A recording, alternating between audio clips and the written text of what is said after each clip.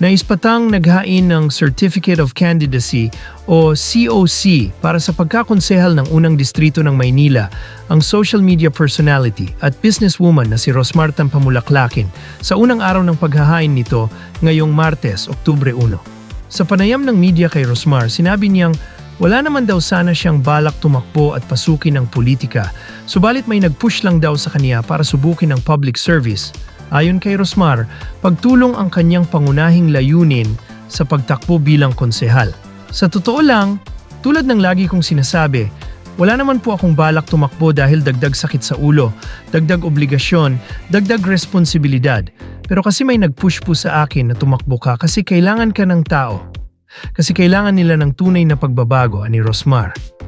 Dagdag pa ni Rosmar, simula pagkabata ay tumutulong na siya sa kapwa at maging sa stray animals gaya ng mga aso, kaya ito na ngayon ang nakikita niyang misyon niya sa buhay.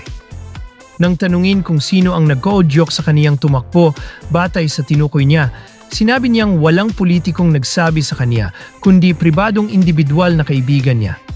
Bukod dito, tumatakbong independent si Rosmar at hindi kasali sa alinmang partido. Pangalawang beses ng pagtatangka ito ni Rosmar na kumandidato at ang unang beses ay natalo siya dahil sa kakulangan ng kampanya at katatapos lamang niyang manganak. Thank you Lord, ikaw na po ang bahala sa bagong landas. Natatahakin ko. To God be the glory. When no one cares, Rosmar cares. #Tondo na to. District 1 at pinakamalakas.